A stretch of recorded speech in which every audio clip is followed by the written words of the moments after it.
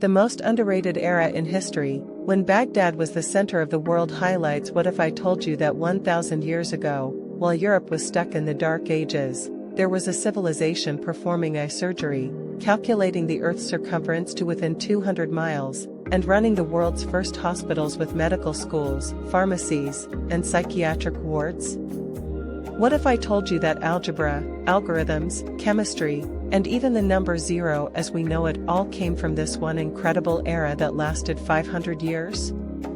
Quick highlight montage: ancient surgical instruments, massive libraries with millions of books, astronomical devices and calculations, maps showing global trade networks, medical manuscripts, and anatomical drawings. This is the story of the Islamic Golden Age, the most underrated era in human history. An era so advanced that when its knowledge finally reached Europe, it triggered the Renaissance. Yet somehow, this civilization that gave us 70 of the stars' names, invented the modern university system, and created the foundation of modern medicine, remains virtually unknown to most people today. Welcome to History in the Shadow. I'm your host Khalid, and this channel is dedicated to uncovering the lost stories that shaped our world. If you're tired of hearing about the same historical periods over and over again, you're in the right place.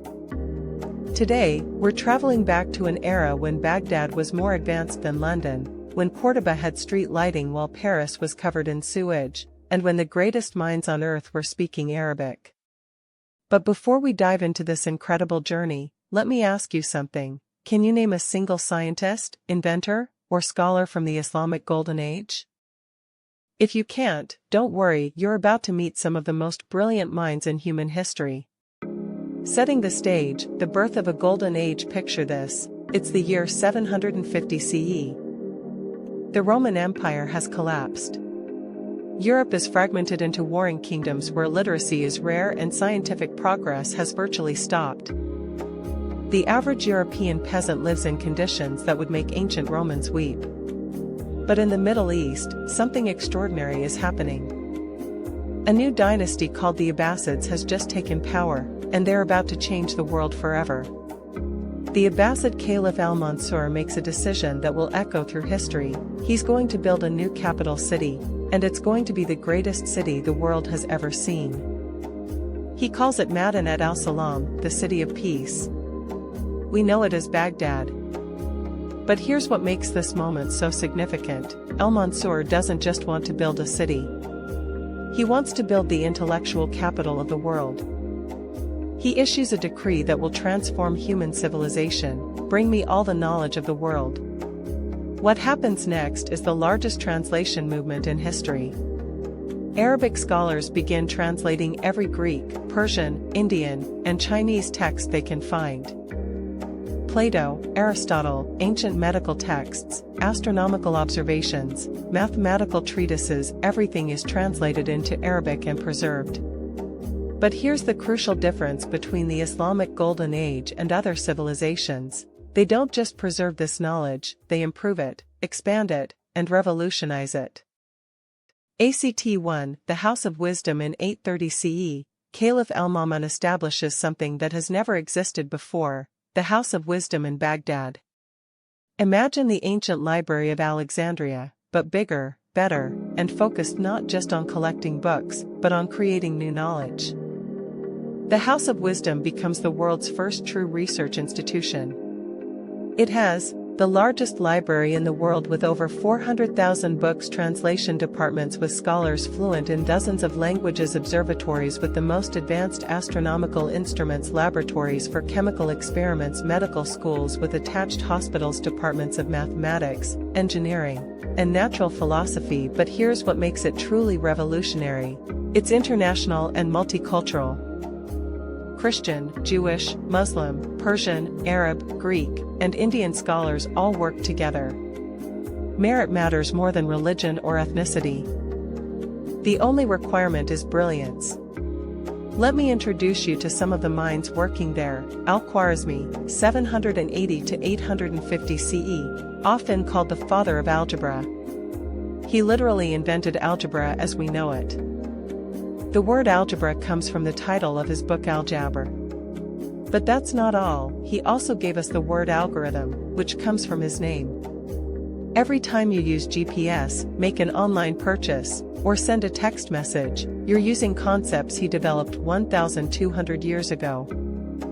Al-Kindi, 801 to 873 CE, known as the philosopher of the Arabs, he's the first person to apply mathematical analysis to medicine, developing the world's first systematic approach to drug dosage based on mathematical principles. He also developed early forms of cryptography and frequency analysis, techniques still used by intelligence agencies today. Al-Khwarizmi, 854 to 925 CE, perhaps the greatest physician of the medieval world. He's the first person to distinguish between smallpox and measles. He establishes the first psychiatric hospitals, develops the first antiseptic solutions, and writes medical textbooks that will be used in Europe for the next 600 years. But the House of Wisdom is just the beginning. Similar institutions are being established across the Islamic world in Cordoba, Cairo, Damascus, and Isfahan. Each one pushes the boundaries of human knowledge further. ACT2 Scientific Revolution. While Europe is struggling with basic literacy, Islamic scholars are conducting scientific experiments that won't be matched in the West for centuries. Mathematics Revolution. In 820 CE, Muhammad Al-Khwarizmi publishes the compendious book on calculation by completion and balancing. This book doesn't just introduce algebra, it revolutionizes how humans think about numbers and equations. For the first time, unknown quantities can be represented by symbols and manipulated mathematically. But the mathematical revolution goes deeper. Islamic mathematicians perfect the use of zero as both a placeholder and a number. Develop decimal fractions, create trigonometry as a separate mathematical discipline, solve cubic equations that European mathematicians won't figure out for another 500 years. Astronomical achievements. Islamic astronomers are making discoveries that shatter ancient assumptions about the universe. Al-Battani, 858 to 929 CE, measures the Earth's axial tilt with incredible precision. His calculation differs from modern measurements by only 2 minutes of arcade. He also determines that the solar year is 365 days, 5 hours, 46 minutes, and 24 seconds, just 2 minutes and 22 seconds longer than the actual length.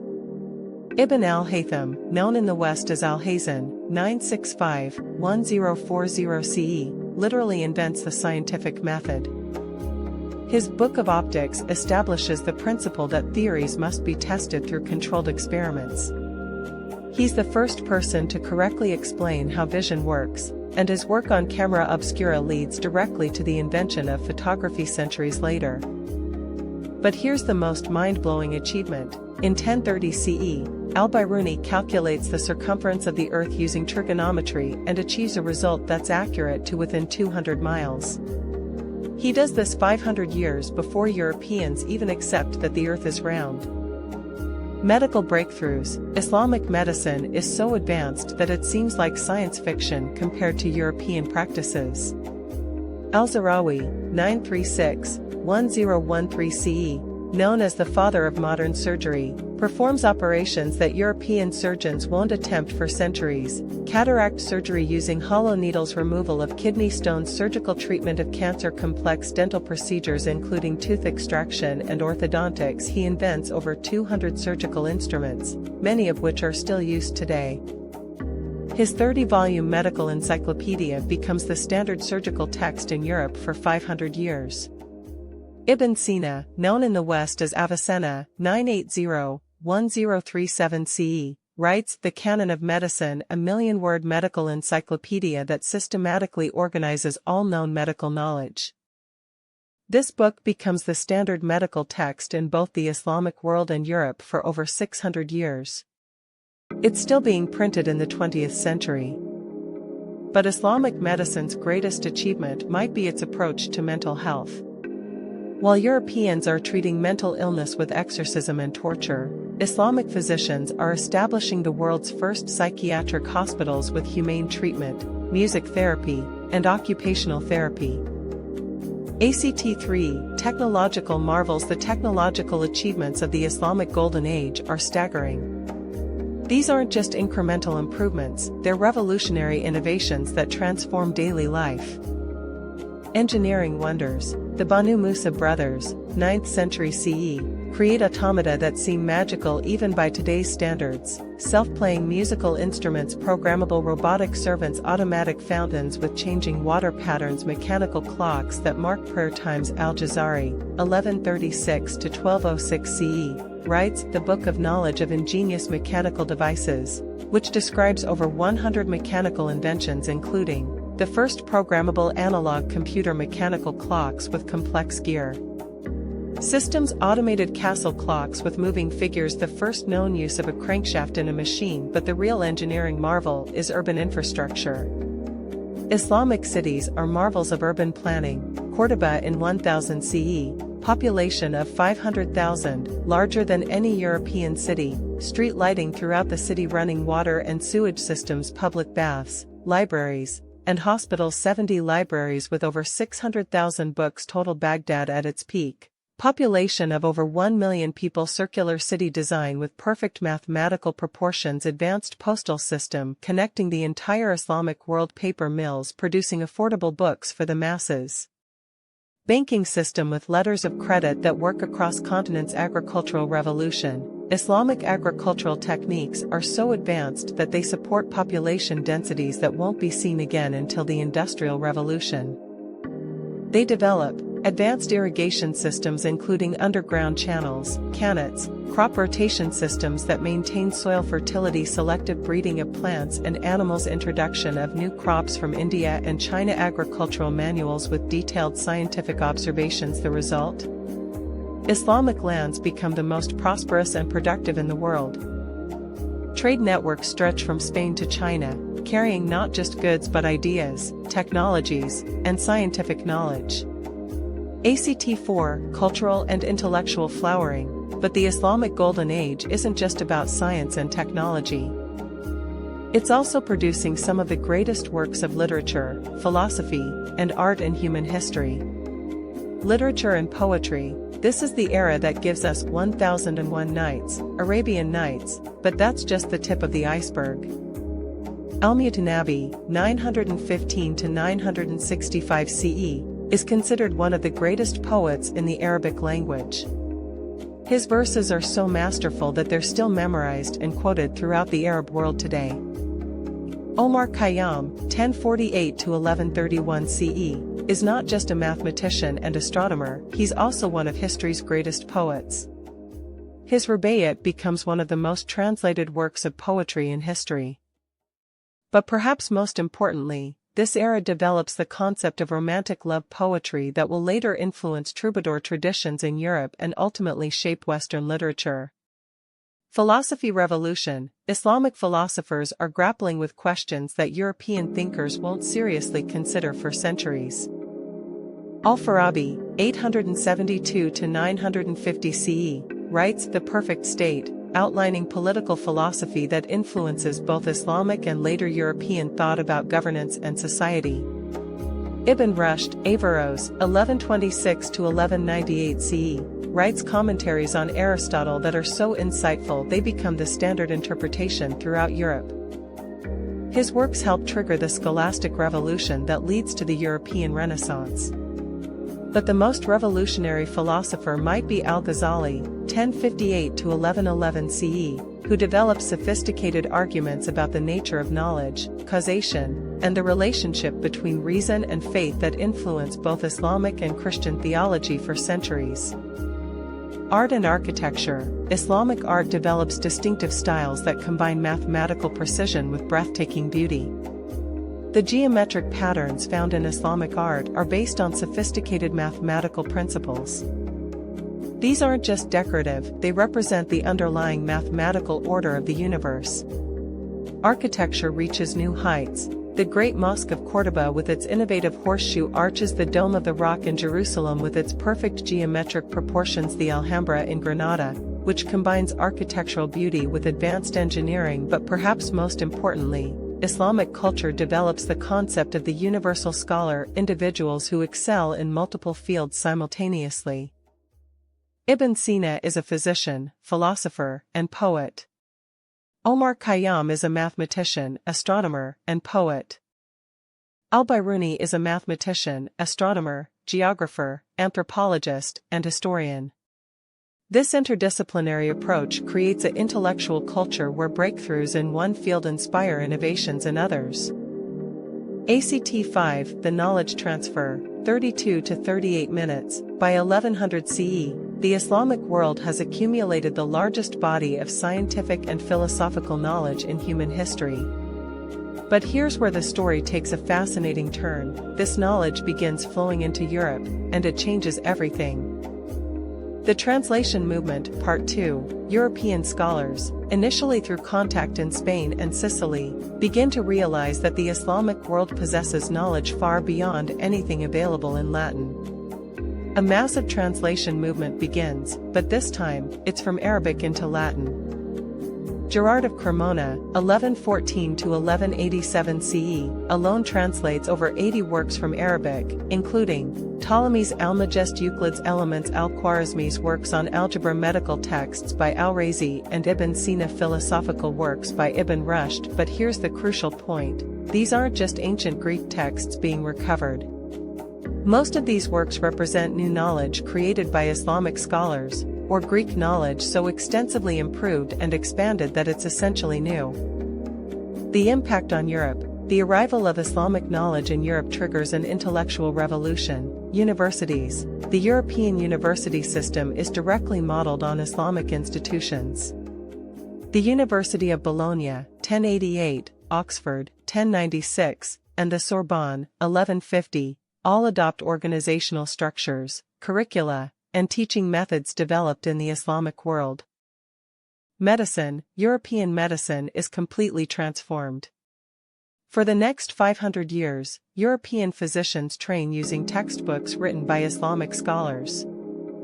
The first medical school in Europe, at Salerno, is founded by scholars who studied Islamic medical texts. Mathematics and science. European mathematics doesn't exist in any meaningful sense until Islamic mathematical works are translated. The introduction of Arabic numerals and algebraic thinking revolutionizes European commerce, engineering, and eventually leads to the scientific revolution. Philosophy. The reintroduction of Aristotelian philosophy through Islamic commentaries triggers the scholastic movement that dominates European intellectual life for centuries. Thomas Aquinas's synthesis of Christian theology and Aristotelian philosophy is directly inspired by the work of Islamic philosophers like Ibn Rushd. ACT 6, the decline and legacy. But every golden age must end. By 1200 CE, the Islamic Golden Age is beginning to decline, and the reasons are complex and tragic. The Mongol catastrophe. In 1258 CE, Mongol forces under Hulagu Khan capture Baghdad. What happens next is one of history's greatest tragedies.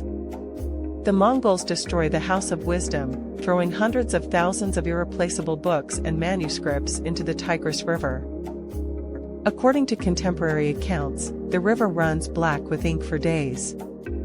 Entire libraries are burned. Scholars are killed. Scientific instruments are destroyed. In a few weeks, centuries of accumulated knowledge are lost forever. Political fragmentation. The unified Islamic world that enabled the free flow of ideas and scholars begins to fragment. Religious orthodoxy becomes more rigid, and there's less tolerance for the kind of free inquiry that fueled the Golden Age.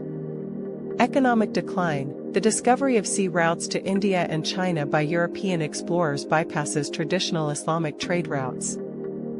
The economic prosperity that funded scientific research begins to decline. The rise of Europe. Ironically, the knowledge that Islamic scholars preserved, expanded, and created becomes the foundation for Europe's rise.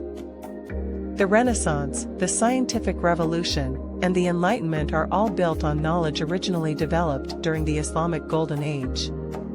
But the legacy lives on. Even though the Islamic Golden Age ended, its impact on our modern world is immeasurable. Language. we use Arabic-derived words every day without realizing it: algebra, algorithm, chemistry, alcohol admiral, arsenal, artichoke, cotton magazine, mattress, monsoon, rice zero, cipher, average, tariff science. Modern science is built on foundations laid during the Islamic Golden Age. The scientific method developed by Ibn al-Haytham, mathematical concepts developed by Al-Khwarizmi, medical knowledge compiled by Ibn Sina, astronomical observations by al-Battani and others, institutions, our modern university system, hospital organization, and even banking practices can be traced back to innovations developed during this period. Star names: look up at the night sky, and 70 of the brightest stars have Arabic names: Aldebaran, Altair, Rigel, Vega, Betelgeuse. Islamic astronomers named them over 1,000 years ago. The modern relevance: why does this matter today? Because the Islamic Golden Age offers us a model for what human civilization can achieve when knowledge is valued above prejudice, different cultures collaborate instead of competing, scientific inquiry is encouraged and funded, merit matters more than background, innovation is rewarded and celebrated. In our current age of global challenges, climate change, pandemics, technological disruption, we need the same kind of international, interdisciplinary cooperation that made the Islamic Golden Age possible. The scholars of Baghdad, Cordoba, and Cairo proved that human knowledge has no borders. They showed us that the greatest achievements come when diverse minds work together toward common goals. Perhaps most importantly, they demonstrated that civilizations rise and fall, but knowledge, if properly preserved and transmitted, can outlast empires and transform the world. Conclusion: why it's the most underrated era. So why is the Islamic Golden Age the most underrated era in history? Because it challenges our assumptions about historical progress. We're taught that civilization advanced from Greece to Rome to Europe, with a dark period in between. But that's not what happened. The Islamic Golden Age represents the direct continuation and expansion of classical knowledge, and it achieved levels of sophistication that wouldn't be matched in Europe for centuries. Because it reveals how interconnected human knowledge really is. The algebra you learned in school, the algorithms that power your smartphone, the medical procedures that save lives every day, they all have roots in the Islamic Golden Age. Because it shows us what's possible when different cultures work together instead of against each other. The greatest achievements of this era came from collaboration between Arabs, Persians, Greeks, Indians, and others who shared knowledge across religious and ethnic boundaries. And because it reminds us that the center of civilization has shifted many times throughout history. 1,000 years ago, if you wanted to study medicine, mathematics, or philosophy at the highest level, you went to Baghdad or Cordoba, not Paris or London. The Islamic Golden Age lasted 500 years and produced knowledge that still shapes our world today. It deserves to be remembered not as a footnote to European history, but as one of humanity's greatest achievements. Call to action: what do you think? Should the Islamic Golden Age be taught alongside the Renaissance and the Enlightenment as one of history's great intellectual movements? Have you heard of any of these scholars before, and if so, where? Let me know in the comments what surprised you most about this era. Was it the surgical procedures? The mathematical innovations? The scale of the libraries? I read every comment and loved discussing history with you. If you enjoyed learning about this forgotten chapter of human achievement, you'll love our video about the Library of Alexandria and what we actually lost when it was destroyed. The link is in the description. And if you want to see more videos about the civilizations and eras that shaped our world but rarely get the attention they deserve, make sure to subscribe and hit that notification bell. We're building a community of people who believe that all of human history, not just the parts that make it into most textbooks, deserves to be remembered and celebrated. Thanks for joining me on this journey back to when Baghdad was the center of the world. I'll see you in the next video, where we'll explore another incredible era that time forgot.